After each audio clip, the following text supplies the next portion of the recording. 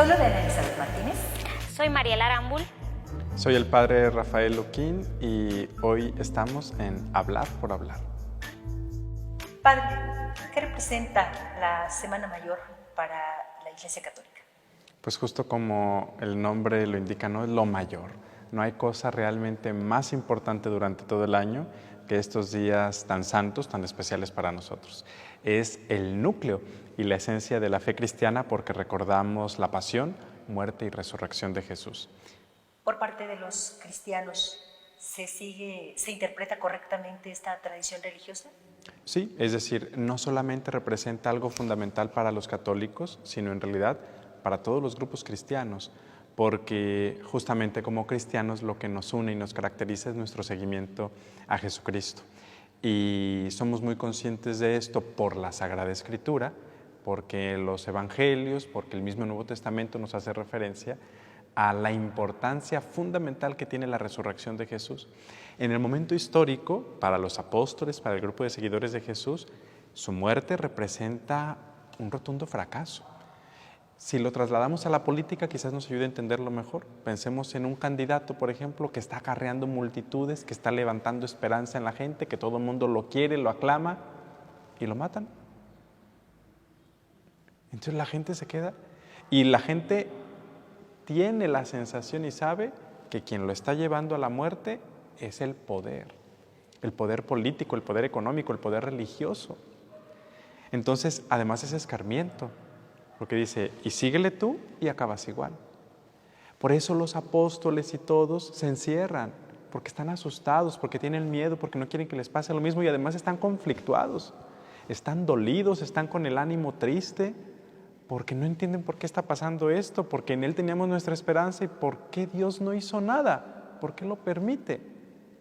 De manera que es un shock tan fuerte, pero Jesús resucita y es la resurrección de Jesús lo que los hace salir de ese miedo y convencerse de que Cristo está vivo y con la alegría tal que serán capaces no solo de salir a anunciar el mensaje de salvación y a anunciar el mensaje de la buena nueva de Jesús, sino que esos que estaban encerrados por miedo ahora van a ser capaces de incluso dar su propia vida en defensa de aquel del que están hablando ahora. Padre, ahora que ya estamos un poquito menos en cuestión de la pandemia, ¿va a haber nuevamente viacrucis o qué actividades se van a estar realizando? Sí, afortunadamente las condiciones sanitarias en nuestro estado y prácticamente en casi todo el país nos están permitiendo que este año, digámoslo así, el primer año dentro de la pandemia, nos permite tener estas celebraciones así. Los otros 2 años que hemos vivido de pandemia han sido con ciertas restricciones, sobre todo el primer año, el segundo el aforo fue muy restringido y ahora las condiciones nos permiten porque pues prácticamente en todos los servicios que hay en el estado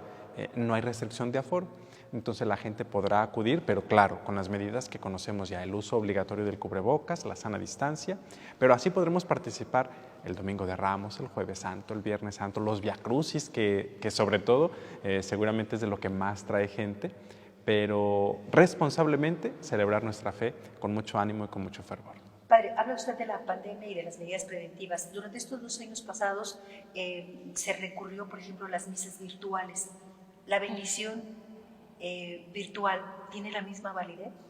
Claro, porque en realidad la bendición se está haciendo porque para empezar es Dios quien bendice y tenemos que ser bien conscientes que lo que está importando siempre y en todo momento es la disposición de cada uno de nosotros.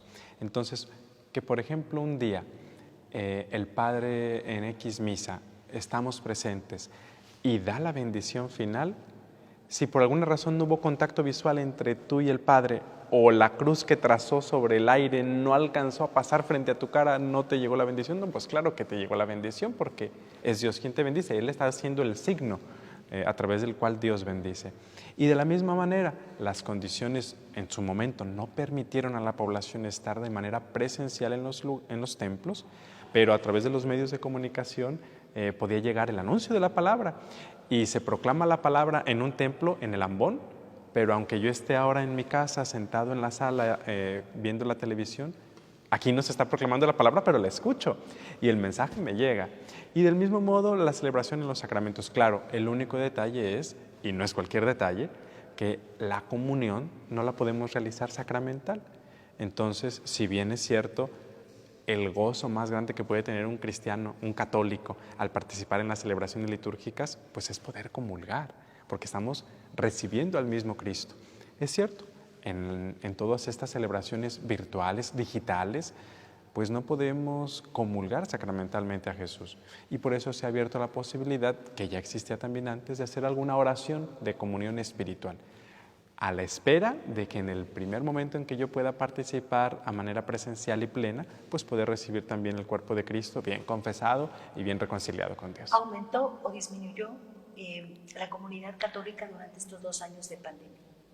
Creo que es una pregunta que podemos analizar de distintos enfoques, porque obvia y visiblemente podemos decir en un espacio físico disminuye, claro, disminuye porque no puede entrar todo el mundo, porque no todo el mundo está en la calle, porque hay gente que se está cuidando mucho o porque algunos ya se fueron.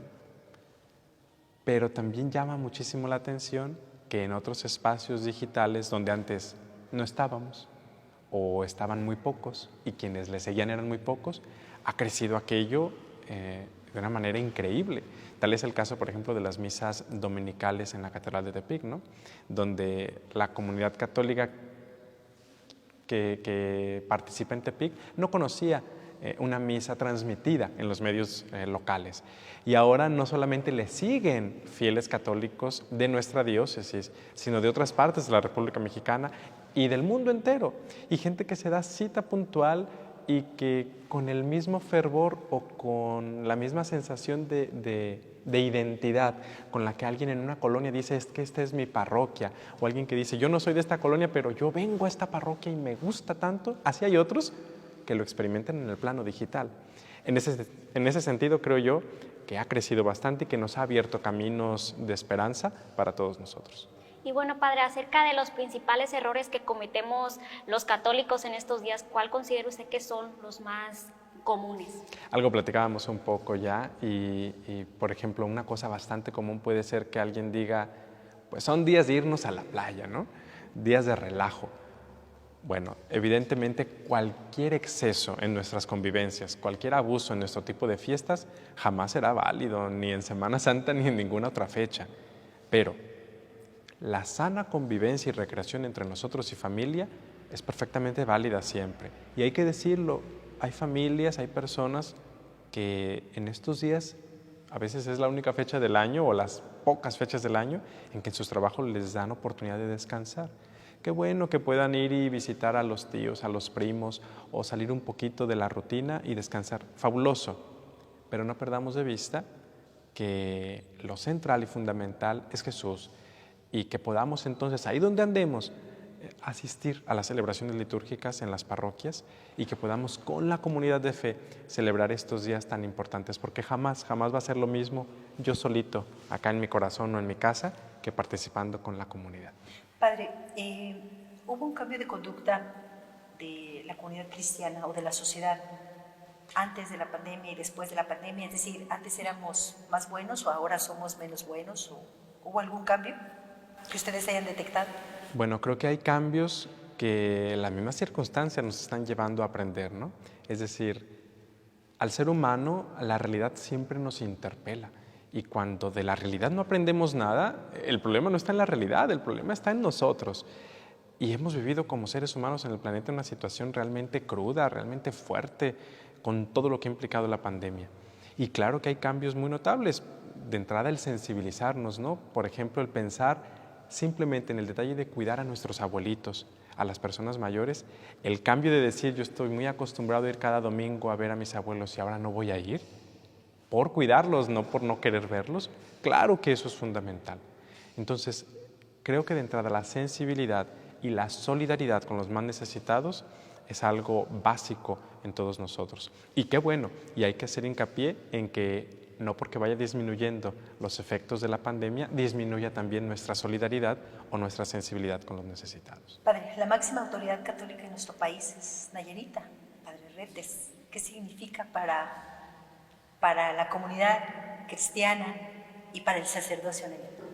Bueno, ocupa él un servicio fundamental en nuestro país porque es el arzobispo primado de México. Es decir, la Ciudad de México si bien no tendrá, digámoslo así, jurisdicción para él decidir sobre otras cosas en las diócesis, su lugar es emblemático porque es la primer diócesis, por eso es primada en la República Mexicana.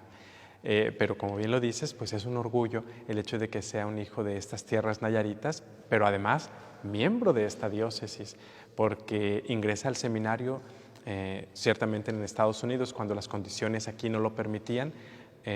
Los obispos mexicanos reciben la posibilidad de los obispos de Estados Unidos de en Montezuma poder recibir a los seminaristas de México, allá los preparaban y regresaban a sus diócesis. A Monseñor Carlos Ayarretes así le toca. Él vive allá su experiencia del seminario, es ordenado aquí en Tepic y forma parte del presbiterio de Tepic. Aquí estuvo en algunas parroquias, por ejemplo, muy cerquita de aquí en la parroquia de Santa María Goretti, pero estuvo también en nuestro seminario, como rector del seminario de Tepic, y a él le tocará darle figura y forma a la estancia del seminario en Santa María del Oro, Nayarit, cuando llegan, y aquello era realmente pura tierrita. Y una expresión que le escuché a él en una ocasión visitándonos en el seminario, que me llama muchísimo la atención a propósito de lo que decíamos ahorita, es que el hecho de que cuando llegaran y vieran así el seminario y que ahora esté tan bonito, dice, es la mejor expresión y formación para los seminaristas de que la realidad la podemos transformar incluso físicamente. Y qué mejor que un sacerdote esté convencido de eso y ahora él, desde allá, como obispo y además como cardenal, pues claro que puede prestar a la Iglesia un servicio muchísimo mayor y un testimonio para todos nosotros. Habla de los seminaristas. ¿Qué tanto ha crecido la vocación sacerdotal en nuestro país, en Nayarit? Con altas y bajas. En los últimos años ciertamente llevamos un poco una crisis vocacional.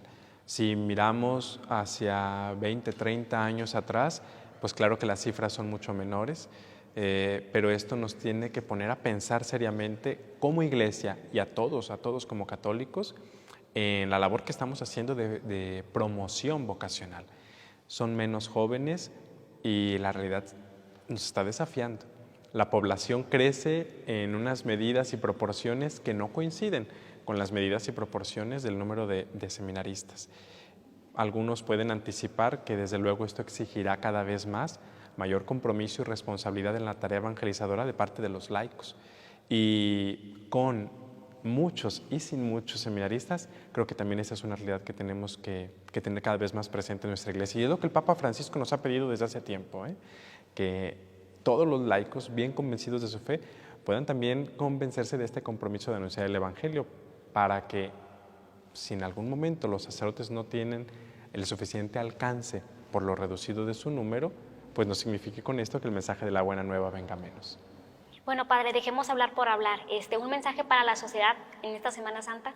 Pues que aprovechemos estos días tan especiales para todos nosotros para profundizar en nuestra fe, para acercarnos a participar en las celebraciones litúrgicas en nuestras parroquias, en nuestros templos, y que con toda la comunidad cristiana podamos entonces también vivir la pasión, muerte y resurrección de Jesús. Hay muchas situaciones de muerte en nuestra sociedad, en nuestro país, lamentables, tristes, que nos confrontan, pero podemos entender ahí también entonces cómo abrir caminos de vida y de resurrección para que con Cristo podamos también dejar atrás esas realidades de muerte y resucitar a una vida nueva.